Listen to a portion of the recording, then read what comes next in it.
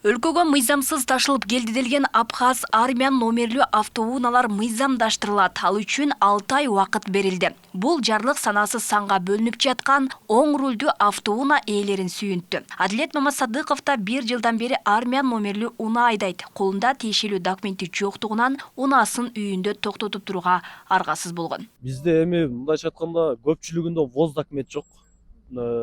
Таможня союздан киргендиги боюнча маалыматтык так документ жок. Бизде мындай кирген, числода кирген деген документ жок. Көпчүлүгүндө тек паспорт бар, анан машинанын өзүнүн китепчелери эле бар, Япониядан чыккан китепчелери эле. Атак биз базардан эле сатып алганбыз. Анан биз өзүбүз айдап алып кирген эмеспиз бул машиналардычы.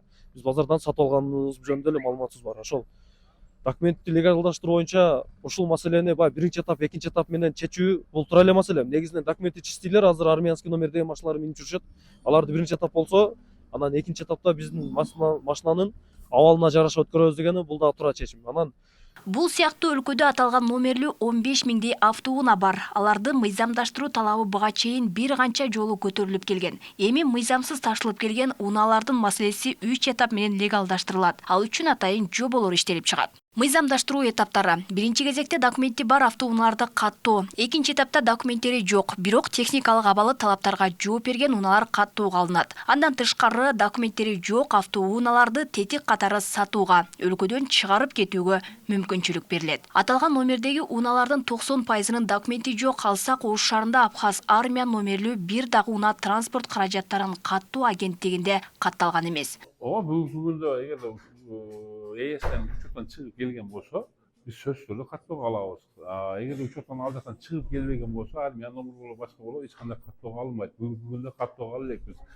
Анын үстүнө бизге дагы бир дагы жаран кайрыла элек. Ошо армян номер, Абхаз номерду каттап бергиле деп биздин унаага келе элек да, мен билгендей эч бир. Чет мамлекеттен келип турган болсо, алар сөзсүз түрдө таможня процедурадан өтөт. Ошол жактан учурдан чыгып келди, бизге растаможка болду. Растаможка кылгандан кийин лабораторияда өтөт. Лабораториядан өтүп келгенден кийин анан биз каттоого сөзсүз түрдө алабыз. Эч кандай проблемасы жок. Буга чейин аталган номерлүү унаалардын көчөлөрдө жүрүүсүнө тыюу салынып, массалык текшерүүлөр жүргөн.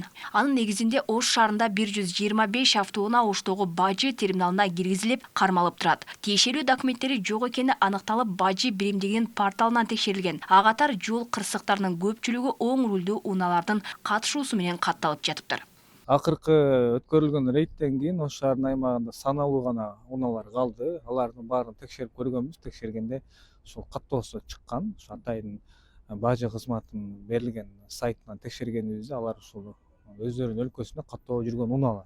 Бирок алардын арасында дагы бир чукул текшерүү керек. Ошо негизинде анан жыйынтык чыгарыш керек. Ооба, мына өзүңүзгө белгилүү болгондой декабрь айында ушул бажы кызматы рейд өткөргөн биздин кызматкерлер менен биргеликте. Ошондо ушул 100дөн ашык унаа айыпкорго коюлган себеби ушул базада катталбаган унаалар болгон үчүн мыйзамсыз кирген деп. Кыргызстанда 2025-жылы оң рулдүү автоунааларды ташып келүүгө тыюу салынган. Евразия экономикалык биримдигинин Бажы кодексинин 264-205 беренелерине ылайык Абхазиядан алынып келинген автоунааларды башкага берүүгө жана ишеним кат менен сатууга мыйзам жол бербейт. Алмагүлерке Байгызы, Мирбек Конобаев, Адилбек Абдакимов, Ош ТВ.